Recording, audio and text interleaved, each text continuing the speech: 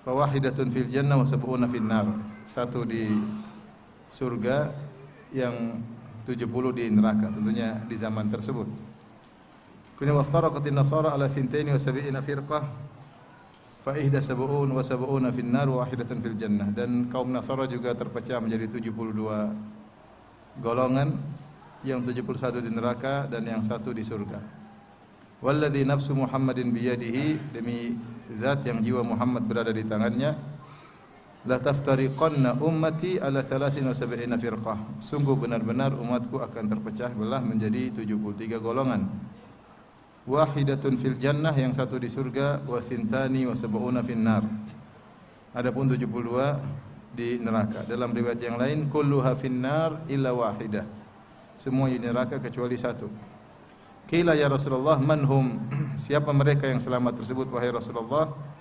Qala al-jamaah. Mereka adalah al-jamaah.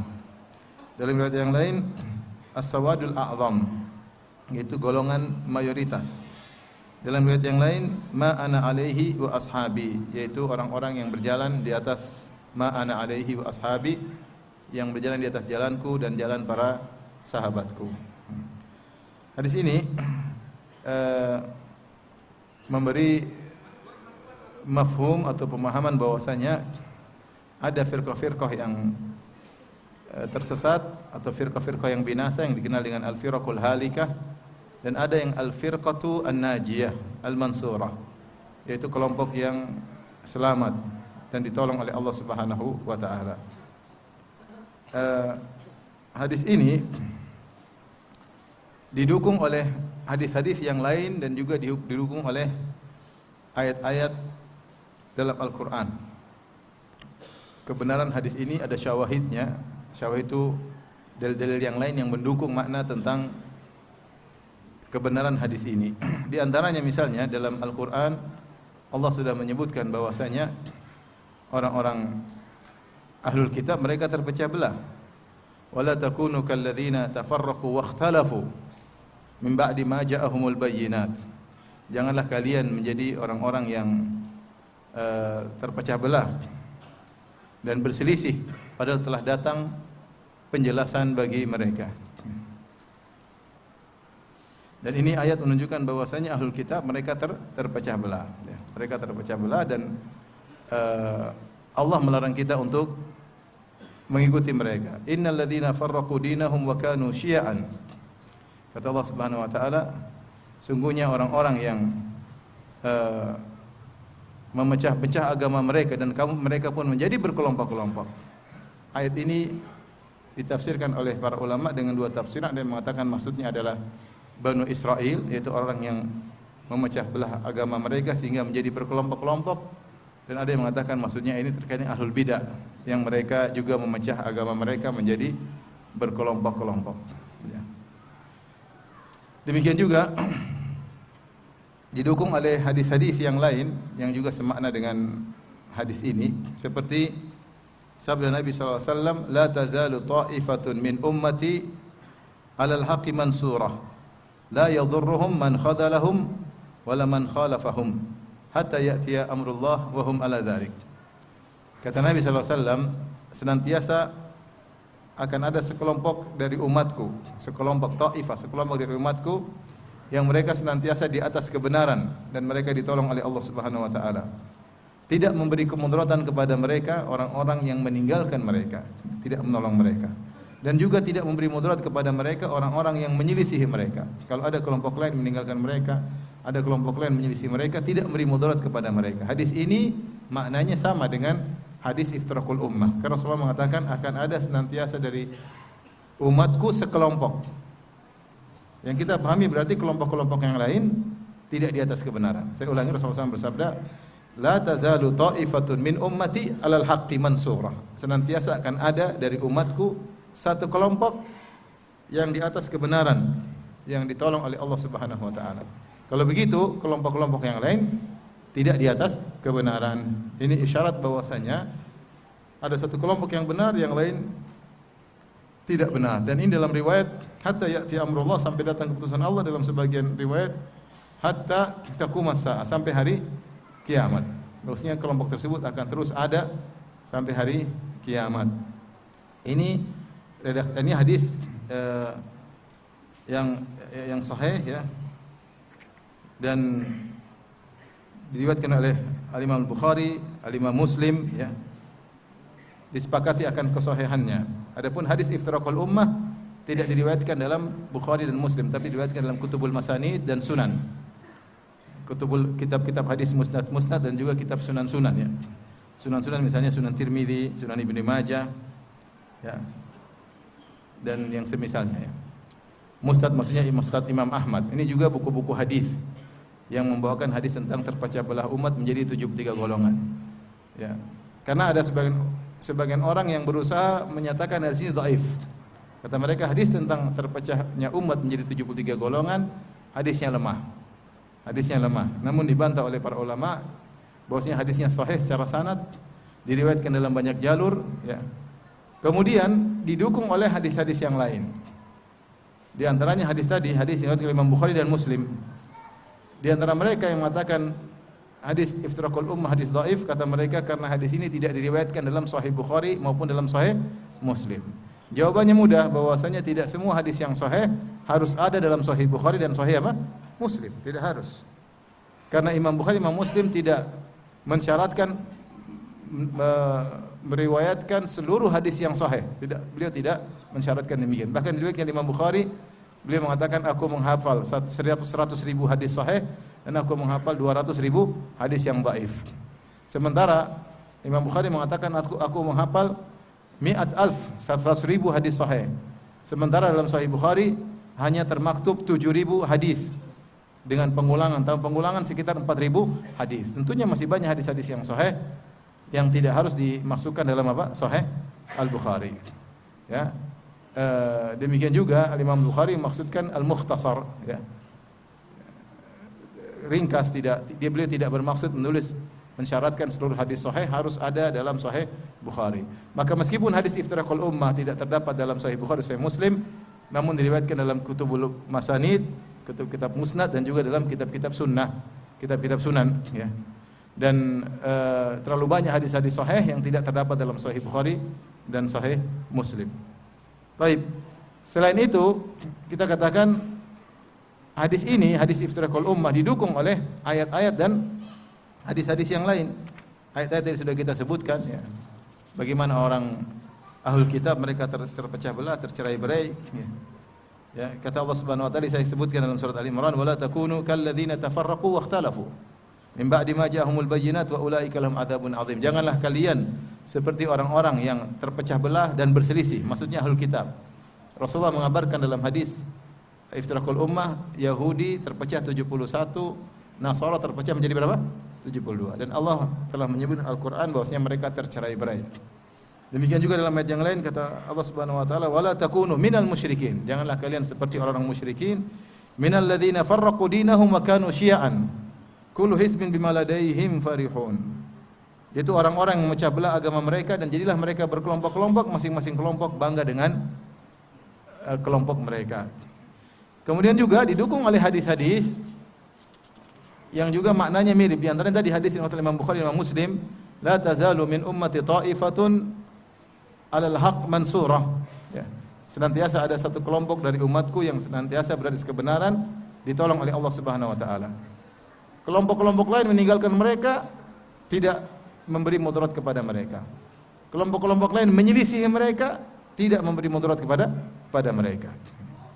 Sampai hari kiamat akan ada kelompok seperti ini yang di atas kebenaran. Nah, ini juga mafhumnya berarti yang benar satu kelompok, yang sisanya tidak di atas kebenaran. Demikian juga dalam hadis yang lain. Rasulullah SAW bersabda yang juga mendukung hadis ini, "Fa innahu may ya'ish minkum fasayara ikhtilafan katsira."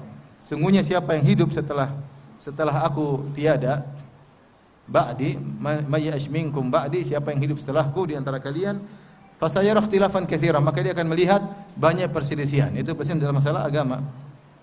Ya, maka Rasulullah SAW mengatakan, "Fa'alaikum bisunnati wa sunnatil khulafa'ir rasyidin al-mahdiyyin min ba'di." Maka hendaknya kalian berpegang teguh dengan sunnahku dan sunnah para khulafa'ir rasyidin yang mendapat petunjuk setelahku. "Addu 'alaiha bin nawajid." Gigitlah dengan geraham kalian. Wa iyyakum wa muhdatsatil umur, dan waspadalah kalian dari perkara-perkara yang bid'ah, perkara-perkara baru dalam agama. Fa inna kulla muhdatsatin bid'ah, karena setiap perkara baru adalah bid'ah. Wa kulla bid'atin dhalalah, dan setiap yang bid'ah adalah sesat. Ini juga menunjukkan akan ada perpecahan. Akan ada perpecahan, meskipun hadis-hadis ini tidak menyebutkan angka 70 sekian, 70 sekian, enggak ada. Tapi Rasulullah mengatakan akan ada perpecahan. Baik. Intinya hadis ini, hadis iftiraqul ummah, tentang terpecah belahnya umat menjadi 73 golongan, hadis yang sahih. Didukung oleh ayat-ayat dan didukung juga hadis-hadis yang lain. Kemudian didukung dengan al-waqi', realita menunjukkan akan hal tersebut. Seandainya hadis ini pun dhaif, kita bilang realitanya umat terpecah belah. Umat terpecah belah, munculnya firqah-firqah sejak zaman sahabat sampai sekarang. Orang liar berakidah, mau akidah begini, ada begitu. Wahdatul wujud, mau macam-macam orang punya pemikiran. Ya. Sampai sekarang nampak pemikiran-pemikiran yang menyimpang dan muncullah firqah-firqah, aliran-aliran dalam Islam. Maka kenyataan realita menunjukkan akan kebenaran hadis ini, bahwasanya umat akan terpecah menjadi 73 golongan ya. Baik. Apa fikih yang bisa kita ambil dari hadis ini? Ikhwan dan akhwat yang dirahmati Allah Subhanahu wa taala. Yang pertama, bahwasanya dalam hadis ini kelompok-kelompok terpecah menjadi dua. Pertama adalah firqah an-najiyah, golongan yang selamat. Dan yang kedua adalah al-firqul halikah, golongan-golongan yang binasa. Al-firqatun najiyah, kelompok yang selamat satu. Al-firqul halikah, kelompok yang binasa banyak, 72. Baik. Kelompok yang selamat tersebut apa sifat-sifatnya agar kita bisa masuk dalam golongan tersebut. Maka Nabi sallallahu alaihi wasallam menyebutkan sifat-sifat kelompok yang selamat ini dengan beberapa sifat, di antaranya Rasulullah mengatakan humul jamaah, yaitu mereka adalah kelompok yang disebut dengan jamaah. Ya, yang menunjukkan persatuan di antara mereka. Kemudian dalam yang lain, riwayat yang lain kata Nabi sallallahu alaihi wasallam as-sawadul a'zam, yaitu golongan mayoritas. Kemudian dalam riwayat yang lain, man kana ala mithli ma ana alaihi wa ashabil yaum, yaitu orang-orang yang berada di atas jalanku dan jalan para sahabatku pada hari ini. Ini tiga sifat, jamaah, sawadul a'zam, mayoritas, dan yang berada di atas jalan Nabi dan para sahabat. Maka tiga sifat ini saling mendukung, bukan kontradiktif, tapi saling mendukung. Maka yang dimaksud dengan kelompok yang benar yaitu kelompok yang senantiasa berada di atas jalannya Nabi dan para sahabat. Man kana ala mithli ma ana alaihi wa ashabil yaum. Kata Nabi, yang selamat tersebut adalah orang-orang yang berjalan di atas jalanku dan jalan para sahabatku pada hari ini. Yaitu orang-orang yang berpegang teguh dengan jalan Nabi dan jalan para sahabat. Mereka lah golongan yang selamat. Dan ini benar.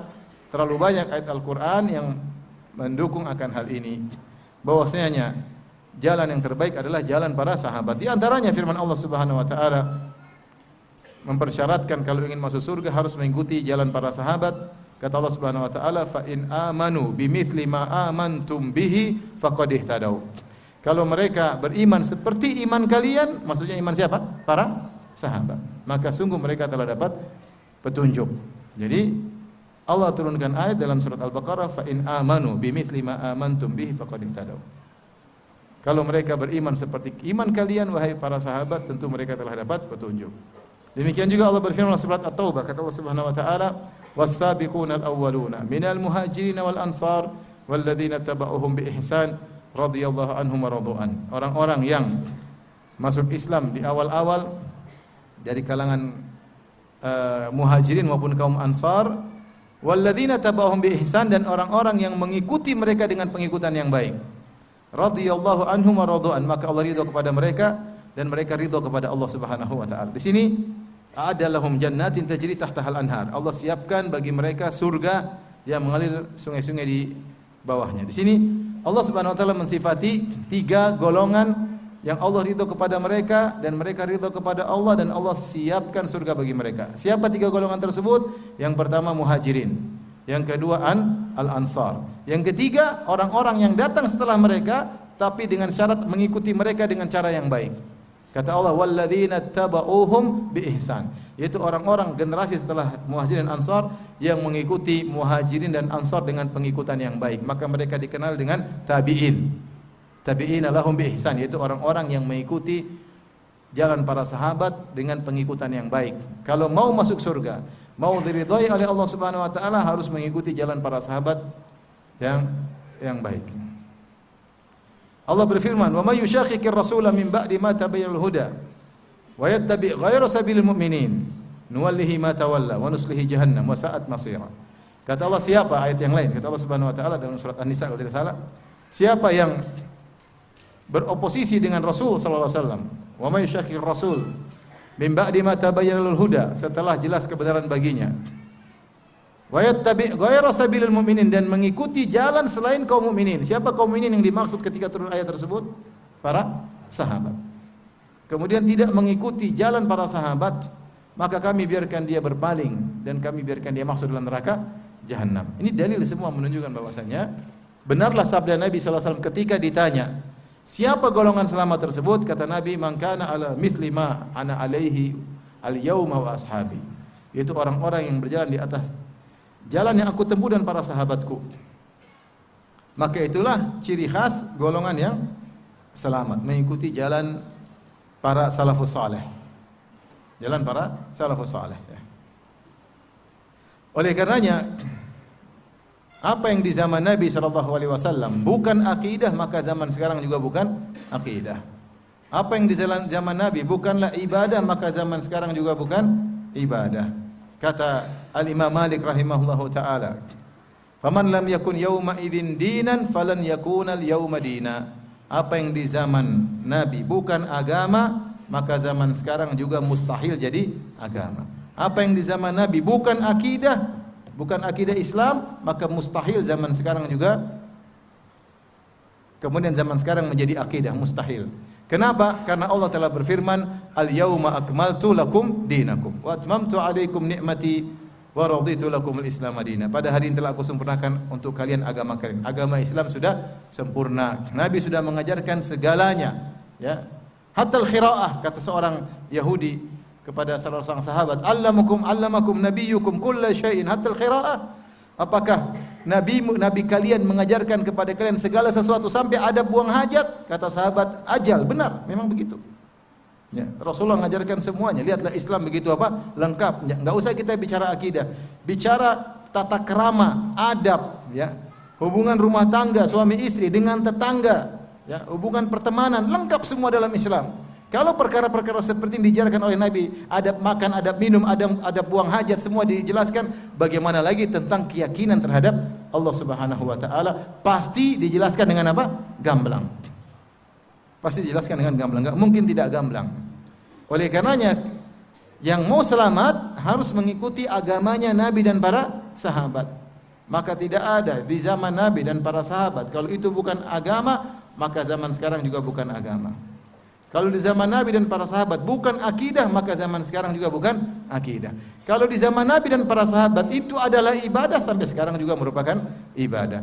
Kalau di zaman Nabi dan zaman para sahabat radhiyallahu anhum ajmain itu merupakan akidah, maka zaman sekarang juga bukan akidah. Inilah barometer agar seorang bisa masuk dalam al-firqatun najiyah, golongan yang selamat. Dia punya standarisasi untuk mengetahui mana akidah yang benar dan mana akidah yang tidak benar untuk dia tinggalkan, untuk mengetahui mana ibadah yang benar dan mana ibadah yang tidak benar untuk dia tinggalkan. Praktekkan hal ini, contohnya saya sering sampaikan hal ini adalah seperti perkataan dialog antara Imam Ahmad bin Hanbal dengan Ahmad bin Abi Du'ad, tokoh Mu'tazilah, di mana Ahmad bin Abi Du'ad menyeru dengan minta tolong kepada khalifah, memaksa khalifah untuk memaksa masyarakat mengatakan Al-Quran itu makhluk. Siapa yang tidak mengatakan Al-Quran itu makhluk, dan itu akidah Mu'tazilah, maka akan dibunuh. Sampai para ulama banyak yang disiksa dan banyak yang dibunuh, ya, karena tidak mau mengatakan Al-Quran itu makhluk. Sampai banyak ulama yang akhirnya terpaksa harus mengatakan Al-Quran itu makhluk kalau tidak dibunuh. Di antara yang tidak mau mengatakan Al-Quran itu makhluk ada dua orang, yang satu meninggal, yang satu bertahan, itu Imam Ahmad rahimahullahu taala. Maka Imam Ahmad berdiskusi sama Ahmad bin Abi Duat. Ahmad bin Abi Duat tokoh Mu'tazilah, muftinya negara ketika itu, gampangannya. Muftinya negara ketika itu. Maka Ahmad bin Hanbal, Imam Ahmad bin Hanbal berkata kepada Ahmad bin Abi Duat di depan khalifah, yang kau serukan ini, yang kau paksakan masyarakat untuk meyakininya Al-Quran itu makhluk, apakah pernah diserukan oleh Nabi Muhammad SAW? Kata dia tidak pernah. Taib. Kalau tidak pernah diserukan oleh Nabi Muhammad, pernahkah diserukan oleh Abu Bakar As-Siddiq ketika jadi khalifah? Tidak juga. Taib. Ketika Abu Bakar As-Siddiq meninggal dunia, kemudian dilanjutkan oleh Umar bin Khattab menjadi khalifah, apakah dia pernah menyuruh masyarakat untuk meyakini Al-Quran itu makhluk? Kata dia tidak. Taib. Setelah itu Utsman, apakah pernah menyuruh masyarakat untuk meyakini Al-Quran itu makhluk? Tidak juga. Ali bin Abi Thalib, apakah pernah menyuruh masyarakat untuk mengatakan Al-Quran itu makhluk? Kata dia tidak. Kalau begitu, mereka semua tidak pernah menyuruh, kenapa engkau menyuruh masyarakat untuk mengatakan Al-Quran itu makhluk? Ini contoh misalnya bagaimana Imam Ahmad rahimahullah berdalil dengan manhajus salaf untuk membantah akidah yang menyimpang, bahwasanya akidah yang kau serukan ini di zaman Nabi Muhammad bukan akidah. Faham? Di zaman Nabi Muhammad tidak ada akidah seperti ini, kok sekarang jadi akidah? Tidak bisa. Ini bukan jalan golongan yang selamat. Seperti Ibnu Jauzi juga menyebutkan dalam kitab Bayan Talbis Jahmiyah, dalam Bayan Talbis Iblis, dalam Bayan Talbis Jahmiyah karangan Ibnu Taimiyah, dalam kitab Talbis Iblis, dia menyebutkan riwayat dari sebagian ulama ketika timbul gaduh bahwasanya akidah, kalau orang ingin percaya tentang Tuhan, bahwasanya Tuhan itu esa, harus mengerti tentang jauhar dan a'rad. Apa itu jauhar, apa itu jauharul fard, apa itu a'rad, ya. Ini tidak ada di zaman Nabi dan para sahabat. Maka seorang ulama mengatakan, wahai fulan, apakah Abu Bakar As-Siddiq tahu tentang ini, jauhar, a'rad? Abu Bakar yang dijamin masuk surga. Ya, khairu ummatin ba'da nabiyha, sebaik-baik manusia setelah Nabi. Siapa Abu Bakar Siddiq? Apakah Abu Bakar pernah tahu tentang jauhar itu apa, a'rad itu apa? Tidak tahu. Umar tahu enggak apa itu jauhar, apa itu a'rad untuk mengesahkan Tuhan? Apakah dia tahu apa itu jauhar, apa a'rad? Tidak, tidak ada. Satu patah pun tidak pernah keluar dari lisan Abu Bakar dan Umar. Ya. Apakah kau ridho dengan akidahnya Abu Bakar dan Umar? Iya, ridho. Ya sudah, ridholah dengan akidah Abu Bakar dan Umar yang tidak tahu tentang jauhar dan apa? A'rad. Sementara sebagian orang mengatakan kalau ingin mengesahkan Tuhan harus ngerti apa itu jauhar, apa itu a'rad, apa itu dalil a'rad dan seterusnya. Antum saja enggak ngerti kan? Berarti antum belum mengesahkan Tuhan menurut pendapat sebagian orang. Jadi mudah. Orang mau akidah begini, akidah begitu, bilang, dulu sahabat begini enggak seperti kamu?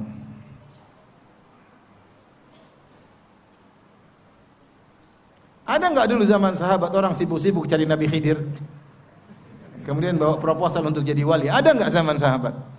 Ada enggak Abu Bakar bawa orang-orang yang kita cari Khidir mau ketemu, kita bawa proposal yang mau jadi wali, saya bawa proposalnya? Ada enggak di zaman Abu Bakar, Umar, Utsman, Ali? Ada atau tidak? Zaman sekarang ada. Zaman sekarang ada. Mudah kok.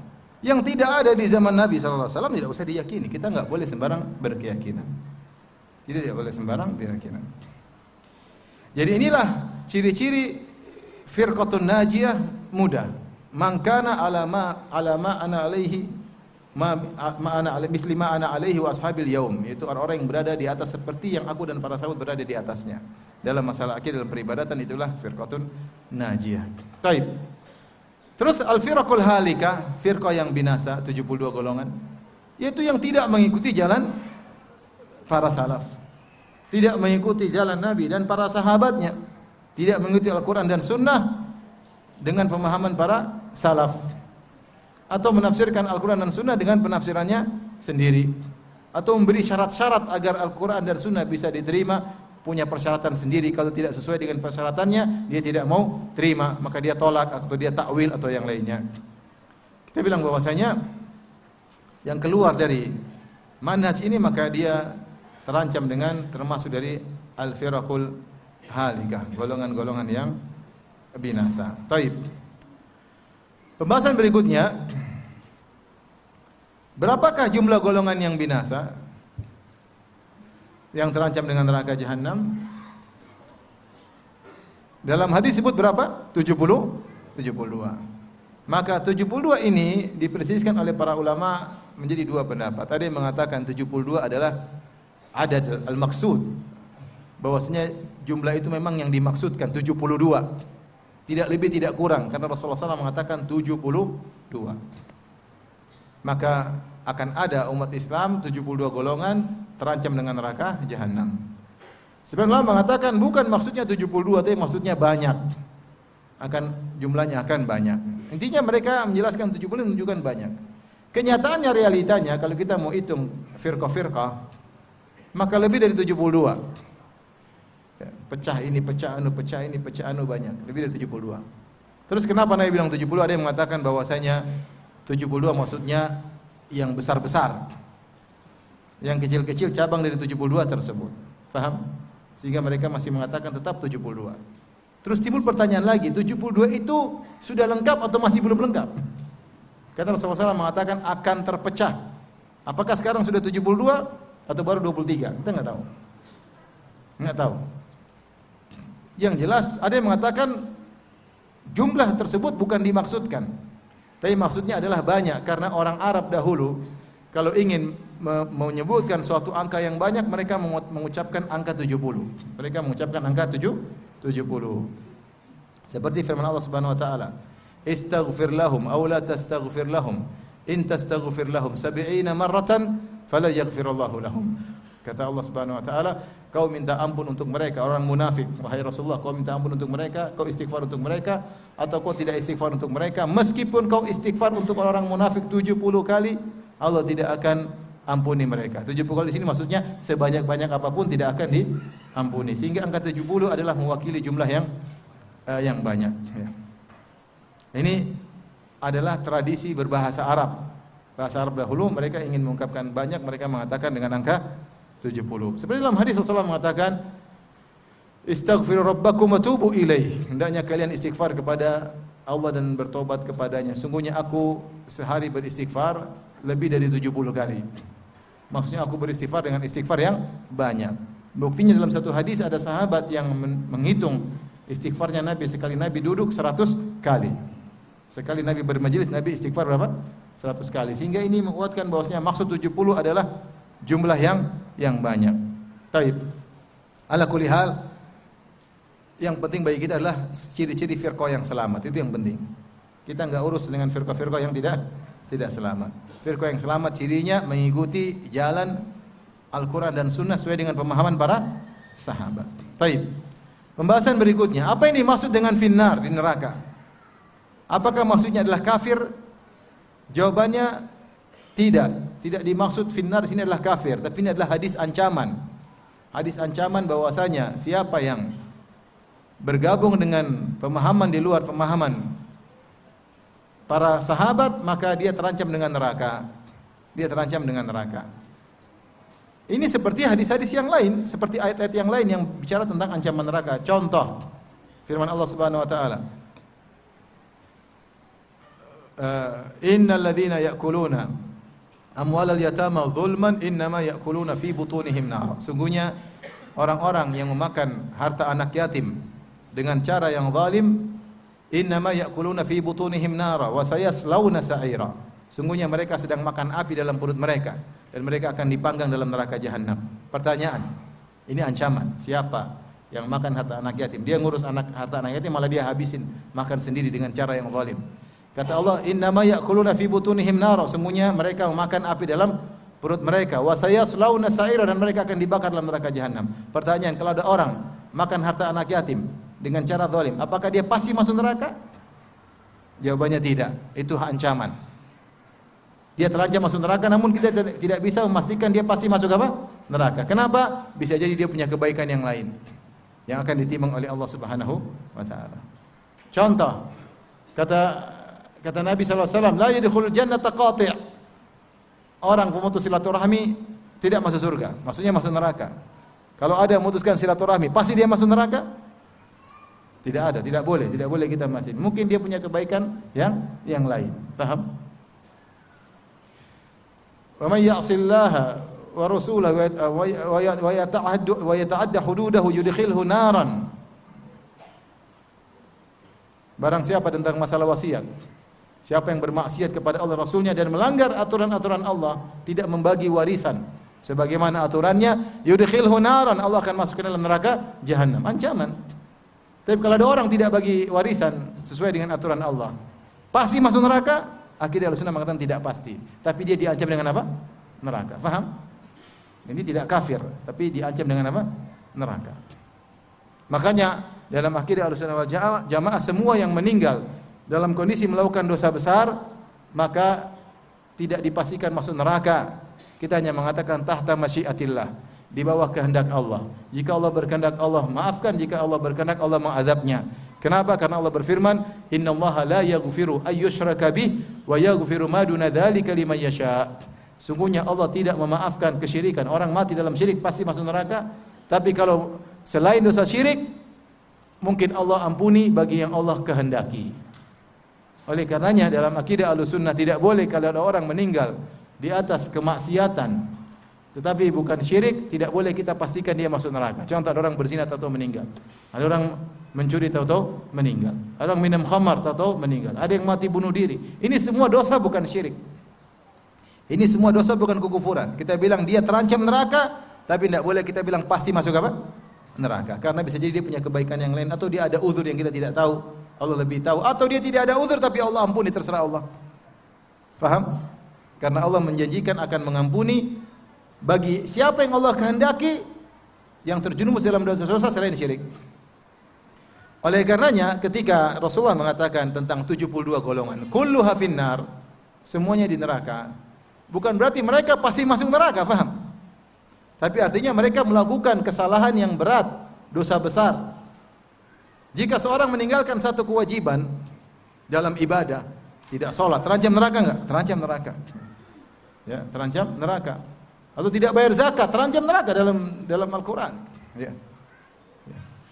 Walladzina yaknizuna adh-dhahaba wal fiddata wa la yunfiqunaha fi sabilillah fabashshirhum bi'adzabin alim. Orang-orang yang menyimpan harta kemudian tidak diinfak, tidak dizakatkan, maka kabarkanlah mereka dengan azab yang pedih. Kemudian Allah sebutkan bagaimana mereka disiksa, disetrika dengan harta tersebut. Ya. Nah, kalau meninggalkan kewajiban terancam dengan neraka, itu terkait dengan ibadah, apalagi meninggalkan kewajiban terkait dengan akidah.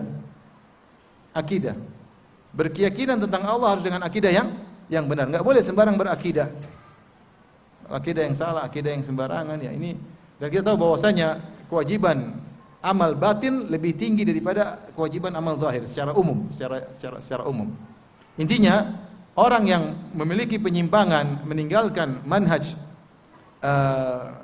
Nabi dan para sahabat, maka dia terancam dengan neraka. Namun tidak boleh kita bilang ini pasti masuk apa? Neraka, enggak boleh. Paham? Kita cuma bilang dia melakukan satu kesalahan, tapi dia tetap seorang muslim, Maka sabda Nabi finnar bukan pengkafiran. Makanya sebagian ulama salaf ketika ditanya, apakah Al-Jahmiyah termasuk al-firaqil halikah minas thintain wa sab'in? Apakah Jahmiyah termasuk dari 72 golongan? Kata sebagian ulama mengatakan tidak. Ini sebagian ulama mengkafirkan Jahmiyah. Kenapa Jahmiyah kafir? Keluar dari 72. Ada yang dimaksud 72 adalah firqah-firqah yang masih Islam. Meskipun melakukan penyimpangan tapi mereka masih dalam dairatul Islam, masih dalam daerah wilayah Islam, belum keluar dari Islam. Paham? Meskipun kita tahu ada kelompok-kelompok yang keluar dari Islam. Tapi kata mereka, ketika mereka membahas tentang firqah-firqah, mereka menyatakan yang dimaksud adalah firqah-firqah masih Islamiyah, masih Islam meskipun terjerumus dalam kesalahan yang fatal, namun belum kafir. Belum kafir. Tentunya ada golongan-golongan firqah yang kafir, akan kita singgung nanti insyaallah taala. Pembahasan berikutnya, mau saya antum juga jangan ini wah neraka ini. Enggak juga begitu ya. Yang ahlu sunnah saja bisa masuk neraka. Bisa atau tidak? Bisa. Ada ahlu sunnah benar tapi tukang maksiat masuk neraka. Ya. Ini meskipun secara kelompok, secara manhaj dia ahlu sunnah, tapi ternyata dia memutuskan silaturahmi, ternyata dia utang tidak bayar-bayar, ternyata dia zalimi istri, ternyata dia membangkang sama suami. Ini semua bisa masuk neraka. Ya. Meskipun dia secara akidah benar, tapi kalau dia menyimpang secara yang lain, dia berzina, tetap aja diancam dengan apa? Neraka jahanam. Tetapi hadis ini mengingatkan kita agar kita takut ketika beribadah, berakidah, jangan sembarang ibadah, jangan sembarang akidah, berakidah. Kita harus berusaha mengikuti manhaj Nabi dan para sahabat. Kaedahnya jelas. Kata Imam Malik, "Fama lam yakun yauma idzin dinan falan yakunal yauma din." Apa yang di zaman Nabi bukan agama, maka zaman sekarang juga bukan agama. Sederhana. Baik, berikutnya, siapakah 72 golongan tersebut? Maka dalam hal ini kalau kita melihat para sahabat, para tabi'in, mereka tidak pernah berbicara tentang memvonis 72 golongan itu apa saja. Tidak pernah.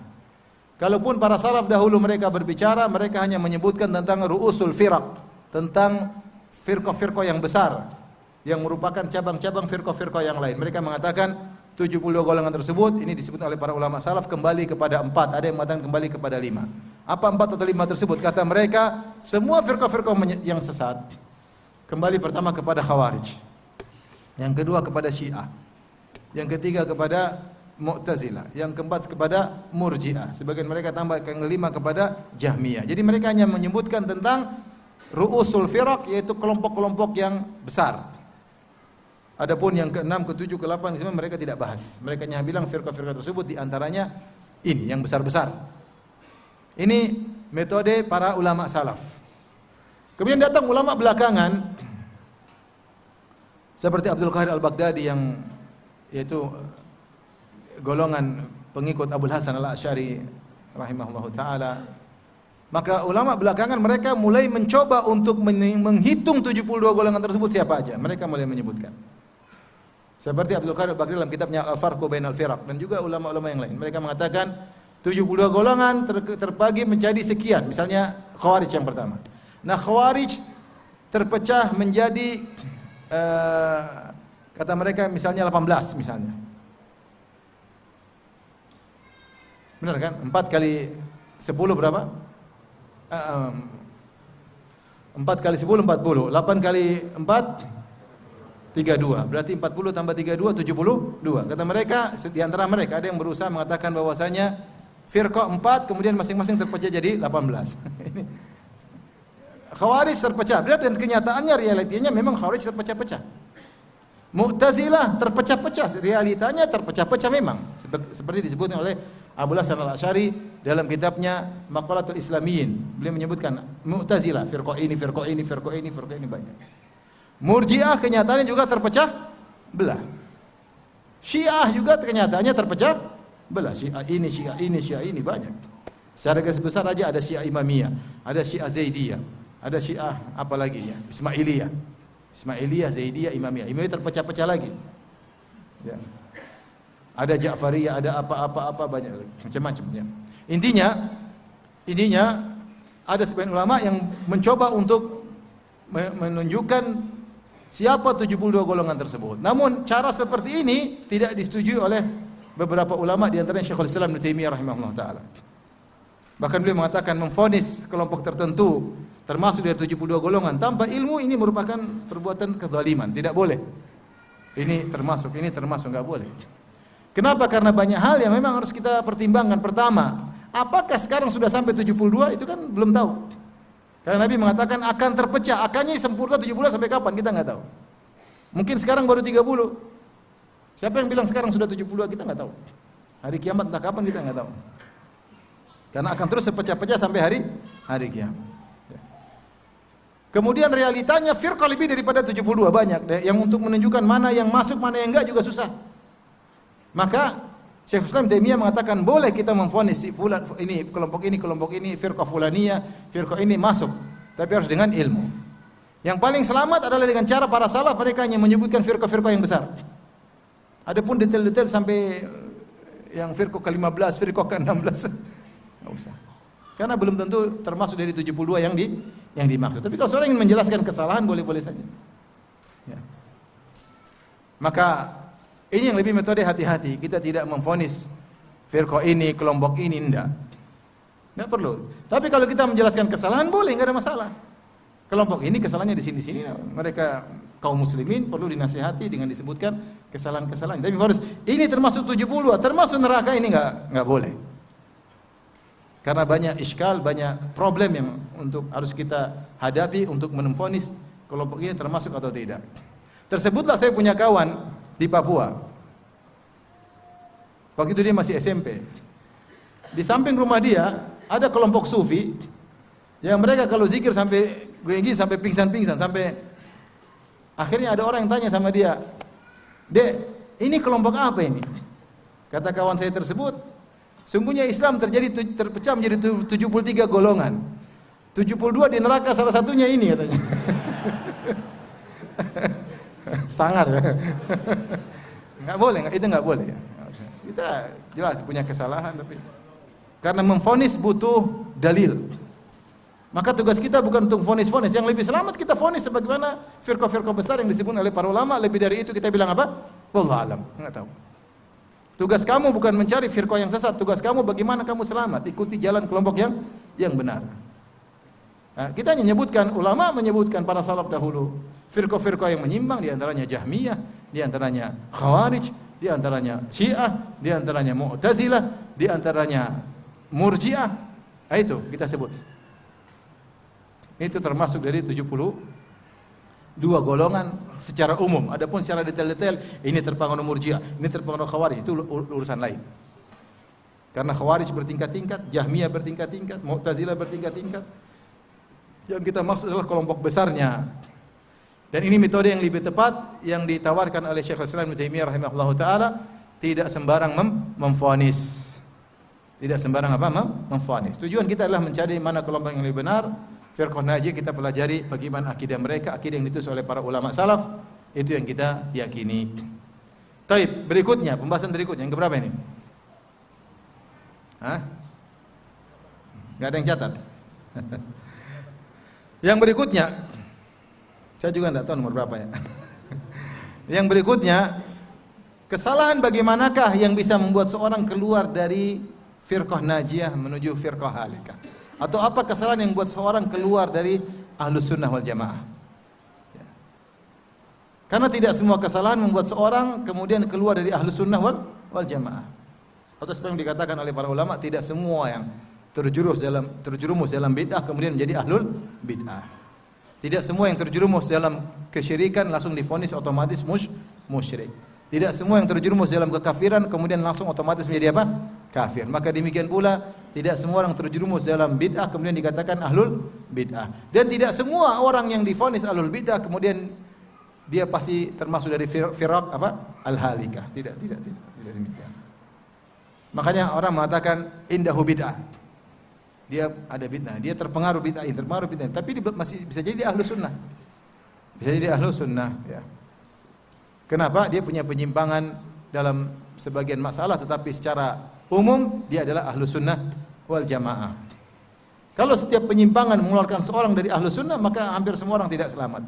Setiap orang pasti ada penyimpangan. Pasti ada penyimpangan. Oleh karena penyimpangan apakah? Ini dibahas oleh para ulama.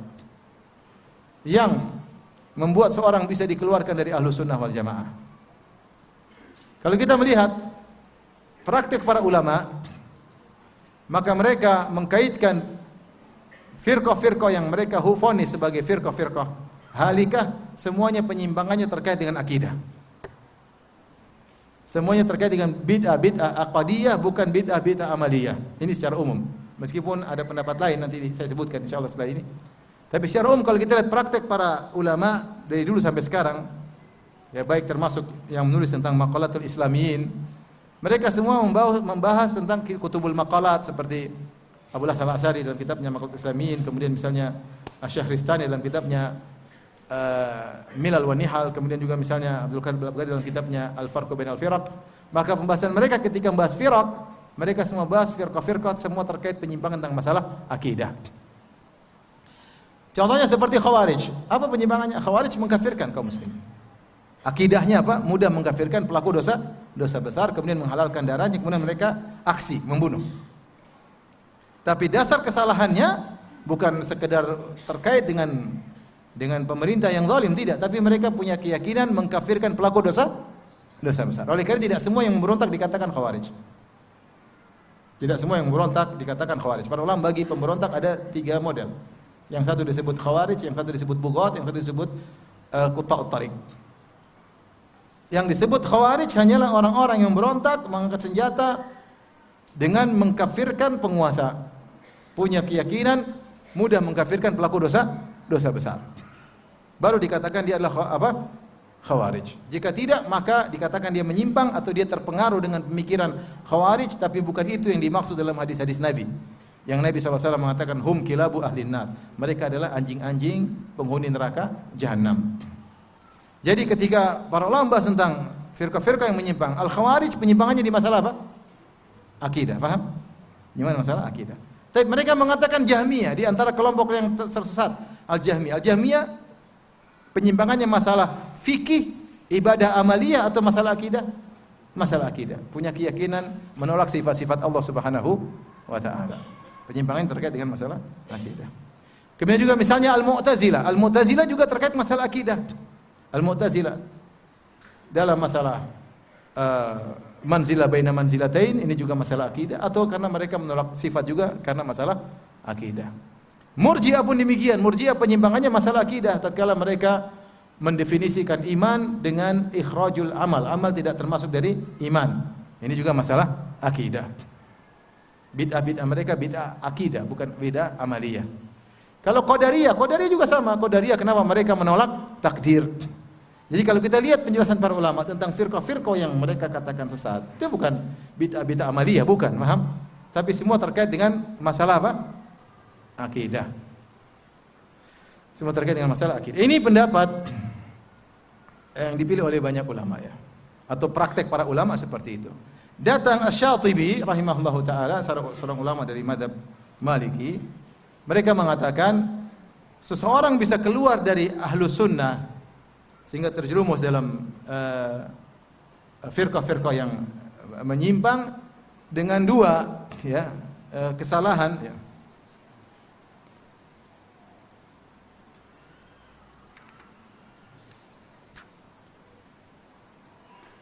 Beliau mengatakan anna hadhihi al-firaqa innama tasiru firaqan bi khilafiha lil firqati an-najiyah fi ma'nan kulliyyin fi ad-din wa qa'idatin min qawaid asy-syari'ah la fi juz'iyyin min al-juz'iyat. Kata beliau, seorang bisa keluar dari Ahlus Sunnah wal Jamaah jika dia menyelisihi perkara besar atau kaidah yang kaidah kulliyah itu kaidah umum. Kaidah umum, bukan menyelisih Ahlussunnah dalam satu perkara-perkara 1 2 3 enggak. Tapi dia menyelisih kaidah besar yang mengakibatkan dari penyelisihan terhadap akidah ini, dalam kaidah ini dia akan menyelisih besar-besaran dengan Ahlussunnah. Kalau hanya menyelisih parsial 1 2 tidak ada penyelisihan perbedaan dengan Ahlussunnah secara umum. Tapi kalau dia menyelisih satu kaidah besar, maka al-umurul kulliyah, perkara yang komprehensif atau kaidah umum ya, maka dia baru dikatakan keluar dari Ahlus Sunnah wal Jamaah. Contoh sederhana. Misalnya, dalam kaidah Ahlus Sunnah, semua hadis yang sahih bisa jadi dalil. Dengan syarat hadis tersebut apa? Sahih. Tidak dibedakan antara masalah ibadah maupun masalah keyakinan. Pokoknya hadis yang sahih, hadis ahad atau mutawatir, kalau hadisnya sahih, kita boleh berakidah dengan hadis tersebut dan kita boleh juga beribadah dengan hadis tersebut. Lagi pula, misalnya ada satu sunnah, kemudian ada hadis, kita yakini sunnah tersebut kita kerjakan. Nah, ketika kita meyakini ada suatu ibadah karena ada hadis yang sahih, maka ibadah tersebut ada include keyakinan, ya atau tidak? Kita yakin dari Allah, maka kita yakini ada yang mendatangkan surga, kita yakini dapatkan pahala. Kita melakukan ibadah meskipun perkara amaliyah, tapi secara umum ada include kita punya keyakinan. Buktinya kita mengerjakannya. Maka tidak ada bedanya masalah akidah. Akidah pun kalau ada hadis-hadis yang ahad, kita terima. Nah, kemudian Mu'tazilah misalnya, dia bikin kaidah. Tidak boleh, dan diikuti juga oleh sebagian Asy'ariyah, bahwasanya tidak boleh bicara tentang akidah kecuali hadis mutawatir. Kalau tidak mutawatir, maka tidak bisa diambil dalil untuk akidah. Apa itu maksudnya mutawatir? Mutawatir maksudnya yang meriwayatkan hadis tersebut 10 sahabat. Kalau cuma 9, 8, 7, 6 kita tidak terima. Meskipun yang riwayatkan sahabat dari Nabi, kata mereka tidak bisa jadi akidah. Kalau buat amal ibadah boleh, untuk akidah tidak boleh. Ini syubhat mereka. Ini contoh, mereka menyelisih perkara kulli seperti ini perkara kaidah. Mereka selisih. Sehingga akhirnya dengan satu kaidah ini mereka akan berbeda dengan Ahlus Sunnah dengan perbedaan yang sangat banyak. Paham? Ini contoh, maksudnya kata Asy-Syatibi, maka hal ini membuat mereka berbeda dari Ahlus Sunnah wal Jamaah.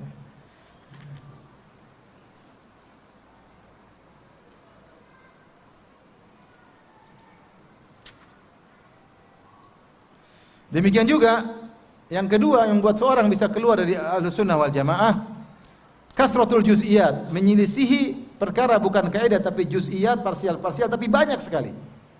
Ketika menyelisih Ahlus Sunnah dalam banyak perkara-perkara parsial, maka mereka juga bisa keluar dari Ahlus Sunnah. Misalnya perkara ibadah, ternyata wudunya beda, ternyata cara sholatnya beda, ternyata cara nikahnya beda. Ini semua perkara parsial, tapi beda semua. Ini bukan Ahlus Sunnah. Sholatnya udah beda, nikahnya udah beda, wudunya udah beda. Nah, ini gimana? Ini bukan Ahlus Sunnah wal Jamaah. Nah, di sini Al-Imam Syatibi rahimahullah secara teori beliau tidak membedakan antara akidah maupun amaliyat. Bid'ah akidah atau bid'ah amaliyah beliau tidak bedakan. Jika ternyata penyelisihannya banyak dengan cara menyelisih parsial yang banyak atau menyelisih kaidah kulliyah, maka dia bisa keluar dari Ahlus Sunnah wal Jamaah. Paham atau tidak?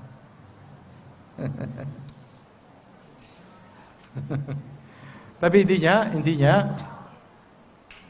para ulama yang menjelaskan tidak mudah mengeluarkan seorang dari Ahlus Sunnah wal Jamaah. Tidak semua ada kesalahan langsung jadi keluar dari Ahlus Sunnah, terancam neraka, enggak. Karena ada orang yang mungkin secara metode Ahlus Sunnah kemudian dia menyimpang 1 2 3 10 tetap dia dikatakan Ahlus Sunnah. Beda antara orang yang pergi menuju ke kota Jakarta, dari Madiun ke Jakarta, cuma terkadang dia keluar sedikit, terkadang mampir ke rest area, terkadang pergi kemana. Tapi intinya dia sedang menuju ke mana? Ke Jakarta. Tetap dikatakan dia sedang menuju ke Jakarta. Jalan yang ditemu sudah benar, cuma dia keluar sedikit. Tapi kalau dia ternyata pergi ke Surabaya, sudah lain jalur, paham? Tidak bisa kita katakan dia ke Jakarta karena jalurnya sudah berbeda. Nah, seseorang yang sudah kaidahnya di atas Ahlus Sunnah, terkadang ada penyelisihan sedikit-sedikit, tetap dikatakan Ahlus Sunnah. Ahlus Sunnah yang keliru, Ahlus Sunnah yang salah, Ahlus Sunnah yang terjerumus dalam bid'ah, Ahlus Sunnah yang praktekkan sebagian bid'ah, tetap dia Ahlus Sunnah karena kesalahan dia cuma parsial. Tapi kalau kesalahannya kaidah seperti tadi, tidak menerima akidah kecuali hadis mutawatir. Ini Contoh, bahwasanya dalam masalah berakidah kita mendahulukan akal daripada dalil. Ini contoh. Ini sudah berbeda jauh. Takdimul akal ala nakal. Dalam masalah akidah, akal didahulukan daripada dalil. Selesai. Sudah banyak perbedaan. Contoh orang Rafidhah, bahwasanya para sahabat yang beriman cuma 4 orang selain Ahlul Bait. Yang lain semua apa? Kafir. Selesai. Kalau Rafidhah mengatakan Aisyah kafir, selesai, hadis banyak yang hilang karena Aisyah meriwayatkan hadis banyak sekali. Satu aja dia kafirkan, sudah agama sudah beda jauh. Hadis yang diriwayatkan Aisyah ribuan hadis. Apalagi Abu Hurairah juga kafir, selesai, buyar, beda kita dengan dia, enggak bisa sama. Karena Abu Hurairah juga ribuan hadis juga. Sudah, kalau ribuan hadis sudah hilang, agamanya beda enggak? Udah jelas beda. Sumber undang-undangnya tadi ada misalnya 5.000 ayat jadi tinggal 1.000, beda. Yang ini masih lengkap 5.000 pasal, ini cuma tinggal 1.000 pasal, pasti beda. Maksudnya seperti inilah, penyimpangan-penyimpangan seperti inilah yang membuat secara teori menurut Asy-Syatibi rahimahullah taala mengeluarkan seorang dari Ahlus Sunnah wal Jamaah. Tapi intinya tidak mudah mengeluarkan seorang dari Ahlus Sunnah. Di antaranya kesalahan-kesalahan besar dalam bid'ah-bid'ah akidah yang besar, atau tadi penyimpangan dalam kaidah-kaidah kulliyah atau kasratul juz'iyat. Baik.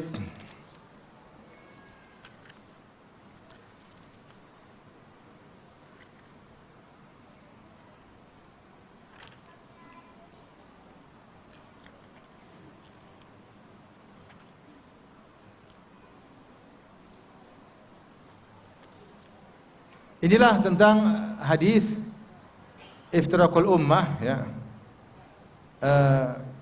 terkait dengan firqah-firqah yang menyimpang, yang keluar dari akidah Ahlus Sunnah wal Jamaah. Sekarang kita akan bahas tentang sejarah munculnya firqah-firqah yang disepakati mereka adalah firqah-firqah yang halikah, firqah-firqah yang binasa.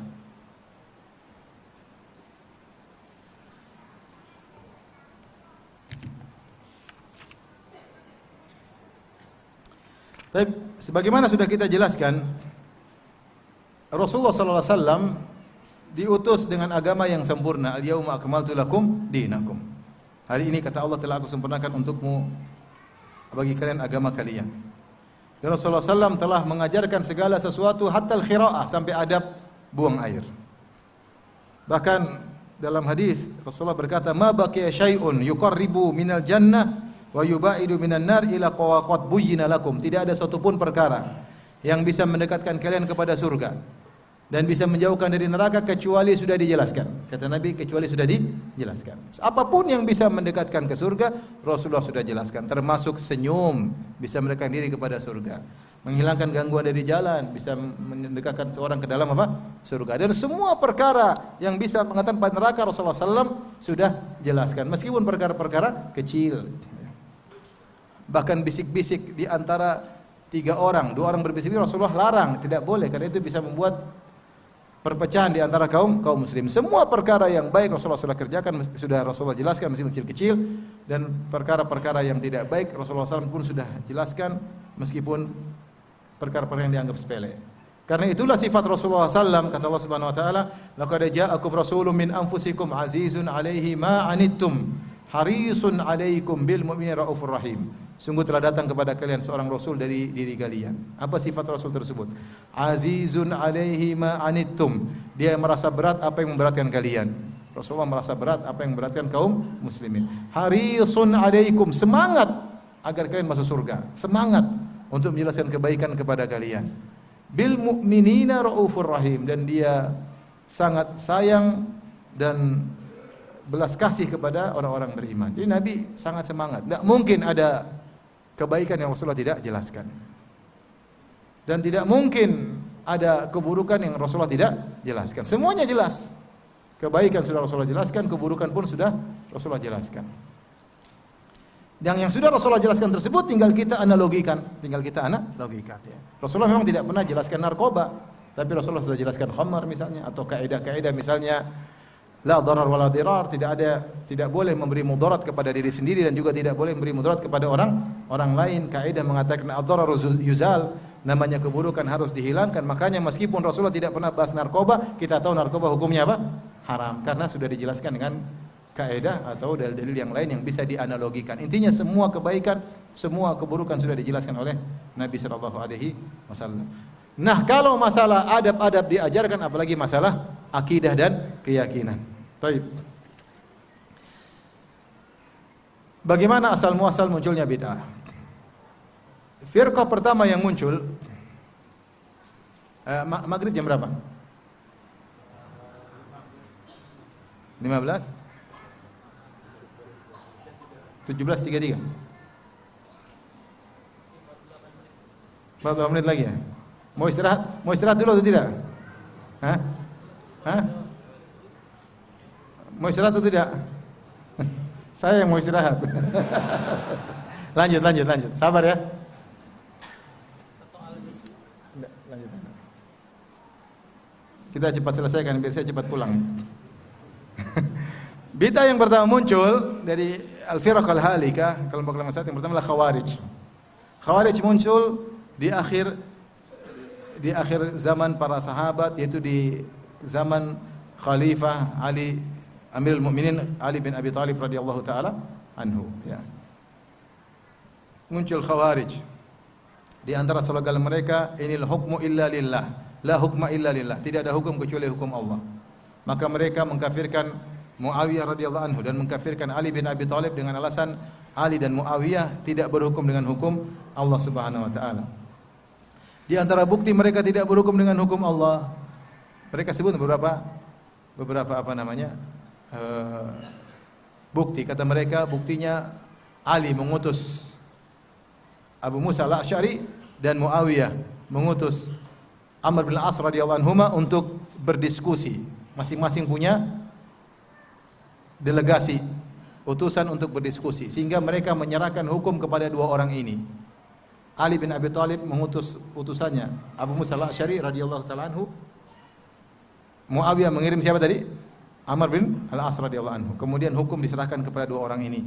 Kata mereka, mereka tidak berhukum dengan hukum Allah tapi berhukum dengan hukum manusia. Secara zahir kayaknya benar. Makanya dikatakan kalimatu haq urida biha batil. Ini perkataan benar, la hukma illa lillah, tidak ada hukum kecuali hukum Allah. Lafalnya benar tapi tujuannya kebatilan. Karena tujuan di balik itu mereka ingin mengkafirkan Ali dan Muawiyah dan semua yang ridha dengan al-hakamain, keputusan dua utusan tersebut. Makanya terjadi diskusi sama Ibnu Abbas. Kenapa Ali ngirim utusan? Kata Ibnu Abbas, jangankan masalah mendamaikan dua pasukan besar, masalah damaikan suami istri saja boleh utus delegasi. Fab'atsu hakama min ahlihi wa hakama min ahliha. Kata Allah, kalau ada masalah maka utuslah utusan dari pihak lelaki dan utuslah utusan dari pihak apa? Wanita. Masalah rumah tangga saja disuruh diskusi, apalagi masalah puluhan ribu. Ya. Jadi mereka salah paham tentang apa? Ayat. Mereka memang juga kenapa waktu Ali terjadi perang Jamal, kemudian kenapa ketika kalah pasukannya Aisyah radhiyallahu anha kalah atau berhenti, akhirnya kenapa tidak diambil ghanimahnya? Dibantah Ibnu Abbas. Bagaimana mengambil ghanimah? Sementara Aisyah ada di situ. Siapa yang mau jadikan Aisyah sebagai tawanan? Intinya mereka memahami dengan pemahaman sendiri, ya. Sehingga akhirnya mereka terjerumus dalam pengkafiran. Makanya di antara ciri khas Khawarij adalah takfir murtakibil kabirah, mengkafirkan pelaku dosa besar. Ini ciri khas apa? Khawarij. Disertai dengan aksi membunuh. Ya. Aksi membunuh, ya. Jika dia tidak terkumpul dua ini maka bukan Khawarij. Tapi ini pertama kali muncul di zaman Ali sehingga Ali perangi mereka. Dan Ali semangat perangi mereka dan mereka kalah dan sebagian mereka kabur. Ternyata pemahaman tersebut akan berlanjut sampai hari kiamat. Rasulullah kabarkan akan setiap ada muncul tanduk mereka akan dipatahkan. Mereka muncul hilang lagi, mereka muncul hilang lagi. Kelompok seperti ini mengkafirkan kaum muslimin akan muncul hilang terus sampai hari kiamat, bahkan disebutkan mereka akan keluar bersama Dajjal. Jadi menunjukkan Khawarij tidak akan selesai sampai hari kiamat. Dan kita dapati sebenarnya orang terpengaruh dengan pemahaman apa? Khawarij. Sampai-sampai ngebom di mana? Di masjid. Ngebom di mana? Di masjid. Orang lagi sholat Jumat dibom, subhanallah. Bisa juga. Kok bisa? Bisa pemikiran tuh syubhat terstruktur. Sampai mereka bilang kita dapatkan bidadari di masjid. Bom di masjid langsung dapat apa? Bidadari. Sampai ada yang bercanda tulis, jangan ngebom di sini. Di sini tidak ada bidadari. Jadi cuci otak mereka sehingga mudah mereka mengkafirkan dan bukan cuma mengkafirkan, mereka aksi. Mereka juga apa? Membunuh. Taib. Ini Khawarij yang pertama kali muncul. Kemudian disusuli dengan yang bertolak belakang dengan Khawarij, yaitu adalah Rafidhah atau Syiah. Syiatu Ali, mereka menamakan diri mereka Syiah, itu golongannya Ali bin Abi Thalib. Ini karena kecintaan yang berlebihan kepada Ali bin Abi Thalib. Namun asal muasalnya muncul tidak mengkafir-kafirkan para sahabat. Sempat muncul di zaman Ali orang yang begitu cinta kepada Ali bin Abi Thalib sampai menuhankan Ali bin Abi Thalib. Dan riwayat dengan sanad yang hasan dihasankan oleh Ibnu Hajar dalam Fathul Bari. Akhirnya Ali menasihati mereka. Mereka tidak mau bertobat. Dari pemikiran mereka bahwasanya Ali adalah Tuhan. Akhirnya Ali bin Abi Thalib kemudian menggali parit, membakar mereka hidup-hidup. Justru mereka semakin pede. Kata mereka, la yu'adzibu binar illa rabbun nar. Tidak mungkin ada yang menyiksa dengan api kecuali pencipta api. Sehingga mereka mengatakan Ali ini semakin yakin dia adalah apa? Tuhan. Buktinya kita disiksa dengan apa? Api. Ya namanya kesesatan. Ya. Kemudian muncul pembela Ali, ya, mulai muncul di awal cuma sekedar seperti itu. Ada juga yang muncul mengatakan Ali lebih utama dari Utsman. Ini ada pendapat seperti itu. Di awal-awal Rafidhah seperti itu. Tapi kemudian berkembang sampai akhirnya Rafidhah belakangan mengkafirkan para sahabat seluruhnya kecuali selain Ahlul Bait kecuali 4 orang. Di antaranya Ammar bin Yasir, Al-Miqdad, Bil Aswad, Abu Dzar Al-Ghifari, sama satunya Salman Al-Farisi. Selainnya Abu Bakar, Umar, Utsman semuanya kafir. Ini Rafidhah yang kebablasan, paham? Tapi ketika ada Khawarij muncul riddatul fi'l, yaitu kontras yang kontradiktif dari Khawarij, yaitu pencinta siapa? Ali bin Abi Thalib. Ini muncul di awal-awal. Dan bid'ah-bid'ah tersebut belum sampai pada tentang masalah asma wa sifat, belum. Kemudian muncul di akhir zaman atau di zaman sahabat junior bid'ah qadariyah, yaitu di zaman Ibnu Umar radhiyallahu taala anhuma, sebagaimana yang disebut oleh Al-Imam Muslim dalam sahihnya dari Yahya bin Ya'mar, dia mengatakan kana awwala man qala fil qadar bil Basrah Ma'bad al-Juhani. Yang pertama kali berbicara tentang takdir, yaitu menolak takdir, yaitu bid'ah qadariyah, adalah Ma'bad al-Juhani di Basrah. Ya. Kemudian mereka ingin cari tahu, mereka akhirnya berhaji atau umrah, akhirnya mereka mendatangi Ibnu Umar radhiyallahu taala anhuma. Maka mereka berkata, lapor kepada Ibnu Umar, ya Aba Abdurrahman, innahu qad dhahara qibalana nasun yaqra'una al-Qur'an wa yatafakkaruna al-ilm. Ya Ibnu Umar, sungguhnya telah muncul di sisi kami, yaitu di Basrah, sekelompok orang yang mereka baca Al-Qur'an dan mereka memperdalam-dalam ilmu. Kemudian disebutkan sifat-sifat mereka, yaitu berdalam-dalam di luar daripada ranah akal. Wa annahum yazumun an la qadar, dan mereka menyangka tidak ada takdir. Wa annal amr unuf, segala perkara terjadi tanpa Allah takdirkan terlebih dahulu. Pokoknya terjadi begitu saja. Allah tidak merencanakan, Allah tidak mentakdirkan terlebih dahulu. Allah cipta, Allah biarkan tanpa ada takdir. Ini kufur. Maka Ibnu Umar berkata, fa idza laqita haula fa idza laqita ulaik fa akhbirhum anni bari'um minhum wa annahum bura'u minni. Kalau kalian bertemu dengan mereka, ini qadariyah, sampaikan kepada mereka, saya Ibnu Umar berlepas diri dari mereka dan mereka berlepas diri dariku. Walladzi yahlifu bihi Abdullah bin Umar, law anna li ahadi mithla Uhudin dhahaban fa anfaqahu ma qabilallahu minhu hatta yu'mina bil qadar. Sungguhnya kalau ada salah seorang dari mereka punya emas sebesar gunung Uhud, kemudian dia infakkan di jalan Allah, Allah tidak akan terima sampai dia beriman dengan takdir. Ini namanya qadariyah gulat. Pertama kali muncul qadariyah ekstrim. Yang qadariyah ini dikafirkan oleh para ulama karena qadariyah ini menolak sifat ilmu as-sabiq. Artinya Allah ketika menciptakan kemudian terjadi sesuatu, Allah tidak tahu sebelumnya. Dan Allah tidak mencatat sebelumnya, tidak dicatat lauhul mahfuz, semua terjadi tanpa sepengetahuan Allah, dan ini kufur. Ini di antara golongan yang dikafirkan oleh para ulama adalah qadariyah, gulatul qadariyah atau al-qadariyatul gulat, qadariyah yang ekstrim.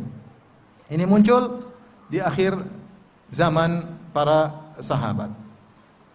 Kemudian waktu terus berlalu dan belum ada penyimpangan tentang asma wa sifat, sampai akhirnya di zaman imam di kalangan para tabi'in, Hasan al-Basri. Hasan al-Basri punya majelis di Basrah. Kemudian beliau punya murid-murid. Sampai akhirnya beliau berbicara tentang pelaku dosa besar. Atau beliau ditanya, bagaimana hukum pelaku dosa besar? Ayat-ayat menunjukkan orang-orang yang beramal soleh adalah orang-orang mukmin. Ayat-ayat juga menunjukkan orang kafir masuk neraka. Nah, kalau ada orang Islam pelaku dosa besar, bagaimana hukumnya? Maka Hasan al-Basri menyebutkan bahwasanya orang seperti ini fasik, tetap muslim, tetap mukmin, tapi imannya kurang dan terancam dengan neraka jahanam, tapi tidak kafir. Maka dia dikritiki oleh muridnya Wasil bin Atha. Dia mengatakan tidak demikian. Dia protes sama gurunya. Dia mengatakan kalau pelaku dosa besar itu tidak mukmin, tidak kafir, tapi di tengah-tengah, manzilah bainal manzilatain. Berada di antara kedudukan, bukan muslim, bukan apa? Kafir. Ada judul baru. Kita cuma dua, mukmin atau apa? Kafir. Kalau mukmin bertingkat-tingkat, ada yang mukmin sempurna, ada mukmin yang imannya apa? Kurang, tapi masih dalam koridor apa? Mukmin. Nah, Wasil bin Atha punya pendapat, dia mengatakan bukan mukmin, bukan kafir. Ini di dunia. Tapi kalau di akhirat, neraka kekal abadi. Pelaku dosa besar di neraka jahanam kekal abadi, meskipun nerakanya bukan neraka orang kafir. Jadi neraka orang kafir di bawah, ini agak naik-naik dikit. Cuma kekal sama saja. Jadi pelaku dosa besar kalau mati maka kekal di neraka. Maka Kemudian Wasil bin Atha akhirnya meninggalkan majelis Hasan al-Basri, kemudian dia i'tazala, dia menyempal, menyendiri. Maka dikenallah dia dengan Mu'tazilah. Kelompok orang-orang yang menyempal dari majelis ilmunya siapa? Hasan al-Basri. Karena dia tidak terikat dengan dalil, dia pakai logika sendiri. Jadi madhabus salaf, manhajus salaf bukan dengan logika, tapi kita terima dengan riwayat. Ini hukumnya bagaimana, Allah bagaimana sifat-sifatnya, semua bukan pakai logika. Semuanya dengan apa? Riwayat. Demikian salaf dahulu berakidah, kita pun berakidah. Ini contoh, dia berakidah dengan logika. Enggak bisa. Ada logika saya, orang melakukan dosa besar bukan mukmin, bukan kafir, di tengah-tengah. Terus kalau di neraka, di akhirat gimana? Di neraka, enggak adil kamu, enggak adil. Neraka orang kafir di bawah, dia di atas dikit. Cuma dia juga kekal. Kemudian Wasil bin Atha diikuti oleh seorang ahlul hadis atau perawi hadis namanya Amr bin Ubaid. Amr bin Ubaid ini adalah seorang ahli hadis, perawi hadis. Yang dia orang yang terkenal sangat zuhud. Dan dia disukai oleh khalifah. Kenapa? Dia tidak suka harta. Dia tidak suka harta. Sehingga dia, apalagi disebut dia suka menangis. Karena zuhudnya dan ahli ibadahnya banyak pengikutnya. Banyak pengikutnya. Ya, ini juga bahaya kalau ada ahlul bidah suka zuhud ini. Maka orang mudah ngikut. Orang senang lihat orang apa? Zuhud, pakaian sederhana, suka nangis misalnya, lemah lembut, tapi pemikirannya bid'ah. Diikuti pengikut banyak orang enggak? Banyak. Sementara satu ahlus sunnah keras, kenceng. Orang enggak mau ikut, ini kenceng ini. Ini lemah lembut, senyum, padahal ngajak kepada kesyirikan. Padahal khurafat isi kepalanya. Tapi karena dia lemah lembut, senyum, selalu bicara akhlak, orang pada ikut. Contohnya Amr bin Ubaid, sudah ada sejak zaman dahulu seperti itu. Itu fitnah, ujian. Ujian maksudnya orang ikut dalil apa ikut perasaan. Taib, maka muncullah firqah Mu'tazilah. Tapi firqah Mu'tazilah pertama kali muncul tidak berbicara tentang sifat-sifat Allah, masih belum. Masih berbicara tentang al-asma wal ahkam, istilah para ulama. Apa itu al-asma wal ahkam? Tentang apa nama orang ini pelaku dosa besar dan bagaimana hukumnya di dunia dan bagaimana hukumnya di akhirat. Saya sudah bahas dalam syarah akidah wasithiyah. Kemudian waktu berlalu maka muncullah mulai penyimpangan tentang sifat-sifat Allah Subhanahu wa taala. Yang pertama kali muncul adalah seorang namanya Ja'ad bin Dirham. Ja'ad bin Dirham ini dia terpengaruh dengan pemikiran filsafat, terutama ketika buku-buku filsafat mulai diterjemahkan. Buku-buku filsafat Yunani diterjemahkan. Di zaman Khilafah Abbasiyah, terutama di zaman Khalifah Al-Ma'mun, mulai diterjemahkan secara besar-besaran. Tentu sudah diterjemahkan, tapi mulai diterjemahkan secara terbesar-besaran. Dan buku-buku filsafat itu, bukunya Aristoteles, Plato, bukunya Socrates dan yang lainnya. Dan tokoh-tokoh filsafat Yunani lainnya. Dan buku-buku tersebut bicara tentang dunia, tentang matematika, tentang fisika, tentang kimia. Dan orang-orang Arab yang kemudian membaca buku-buku tersebut, mereka terpesona dengan pemikiran orang-orang Yunani. Bagaimana akal mereka begitu besar sampai bisa bahas tentang matematika, rumus kimia, fisika yang orang-orang Arab tidak pernah tahu tentang hal tersebut. Jadi mereka kagum nih, ada sekelompok manusia namanya falasifah al-Yunaniyun, falasifah Yunani, Aristo, Plato dan yang lainnya, dan teman-temannya menulis buku-buku tentang ilmu dunia, kedokteran, medis, kimia, fisika, biologi, luar biasa.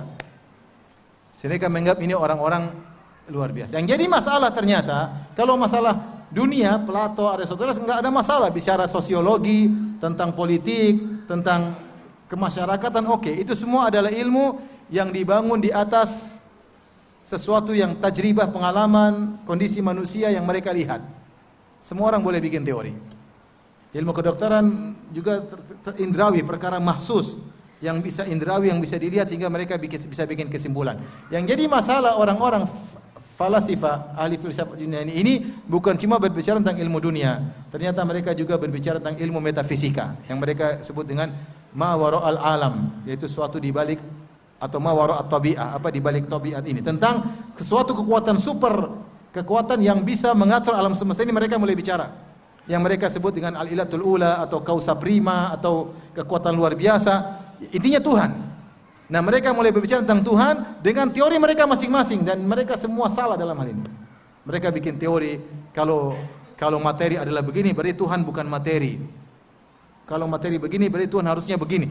Pakai logika mereka tentang suatu yang gaib. Namanya mereka berbicara tentang Tuhan pakai logika enggak bakalan sampai. Kita ini akal kita hanya bisa mengerti tentang Tuhan secara global.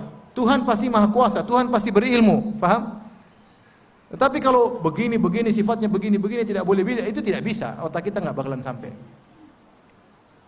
Enggak usah bicara tentang Tuhan, kita bicara tentang jin aja kita bingung. Jin bagaimana kita enggak ngerti karena enggak pernah lihat. Kenapa jin bisa masuk dalam tubuh manusia? Kenapa bisa bicara pakai pita suara manusia? Kenapa kalau dibaca ayat Quran kepanasan? Kita enggak ngerti.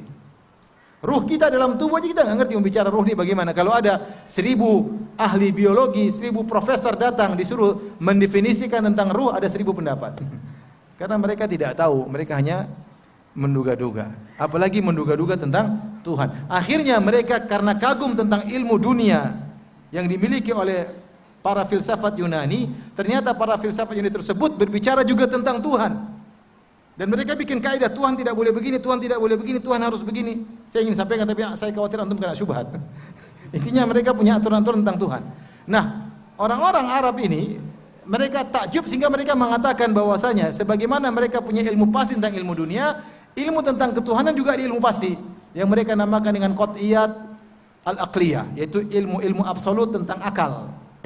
Yang dipegang pasti seperti masalah seakan-akan 1 tambah 1 sama dengan 2 tidak mungkin salah.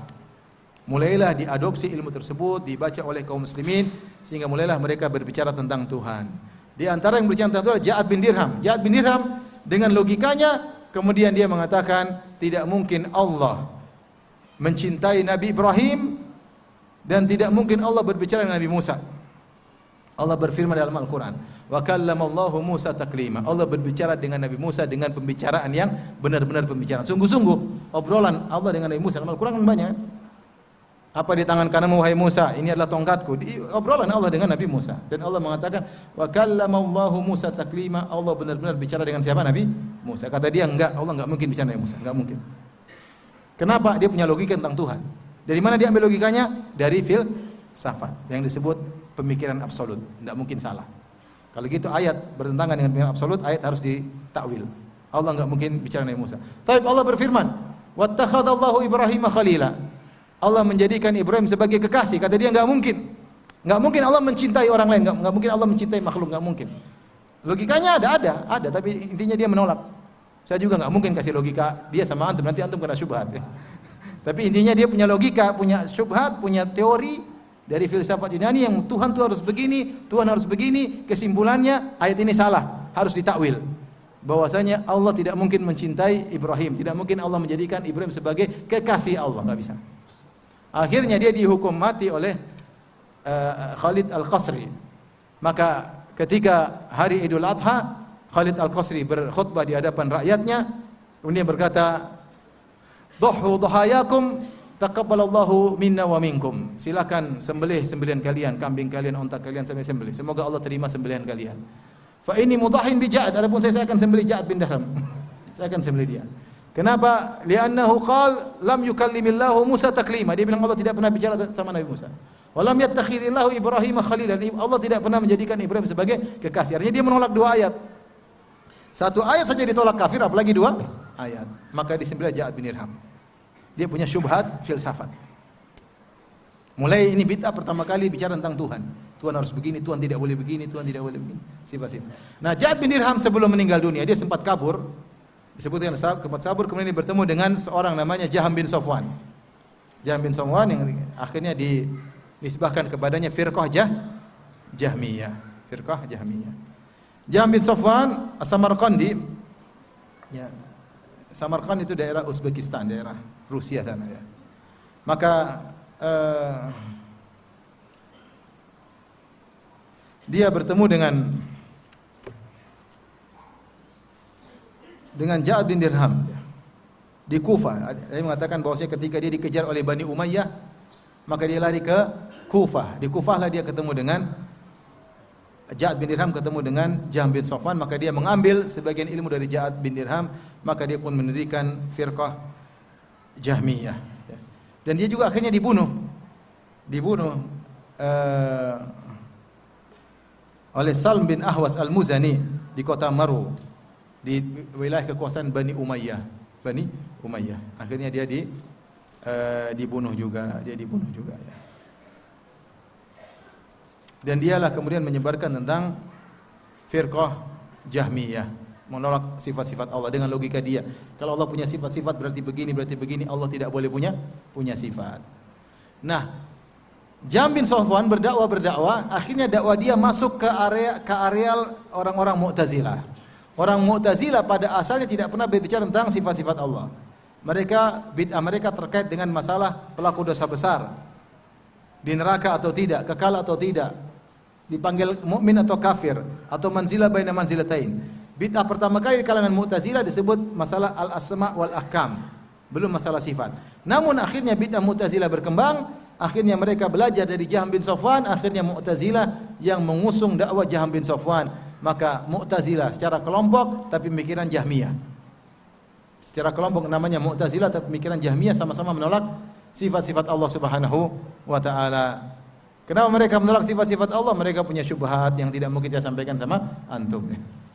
Nanti antum kena syubhat, ya. Enggak boleh seorang kasih syubhat kontan kemudian jawabannya nyicil, enggak boleh. Kalau syubhat dikasih kontan harus dibayar juga harus apa? Kontan. Kalau enggak orang kena syubhat, bahaya, ya. Karena kontannya susah, saya tidak mau kasih syubhat, ya. Intinya kemudian dia mengatakan Tuhan tidak boleh punya sifat, sehingga mereka menolak sifat-sifat Allah. Akhirnya mereka mengatakan Al-Quran adalah makhluk. Kita Ahlussunnah Al-Quran firman Allah sifat. Kata mereka tidak ada sifat. Kalau gitu Qurannya apa? Quran ini makhluk, Allah ciptakan. Firman Allah itu ciptaan. Allah ciptakan suara didengar oleh Nabi Musa, bukan Allah berbicara. Paham? Sebentar.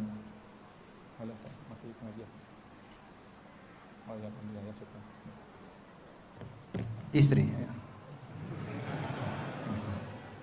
Biar hidup nyaman, ya.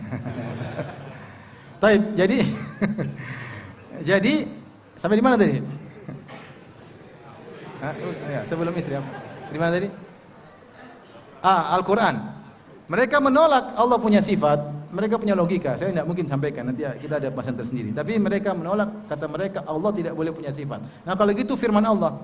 Ya, kalau saya sederhana, saya Firanda, kalau saya ngomong ini sifat saya, bukan sifat saya, bukan sifat orang lain. Kalau sapi ngomong sifatnya sapi, mbek ya sifatnya kambing. Kalau saya ngomong ini sifat saya punya sifat, saya makhluk, omongan saya juga makhluk. Paham? Allah Subhanahu wa taala bukan makhluk dan perkataannya bukan makhluk, perkataannya adalah sifatnya. Kata mereka enggak bisa. Enggak boleh Allah punya sifat. Kenapa? Ada pembahasannya. Kalau gitu Al-Quran adalah makhluk. Ini sekedar murni logika yang mereka ambil dari Jahm bin Safwan. Maka Mu'tazilah akhirnya tersebar dengan penolakan sifat. Muncullah tokoh-tokoh mereka seperti Ahmad bin Abi Du'ad, Bishr al-Marrisi. Bishr al-Marrisi faqih, tapi gara-gara dia salah bergaul dia menjadi Mu'tazilah yang mengusung madhab Jahmiyah yang dibantah oleh muridnya Imam Ahmad Ad-Darimi, Rad ala Bishr al-Marrisi. Maka Mu'tazilah pun berkembang. Kemudian setelah Mu'tazilah berkembang, terutama di zaman Imam Ahmad, di zaman Imam Al-Bukhari.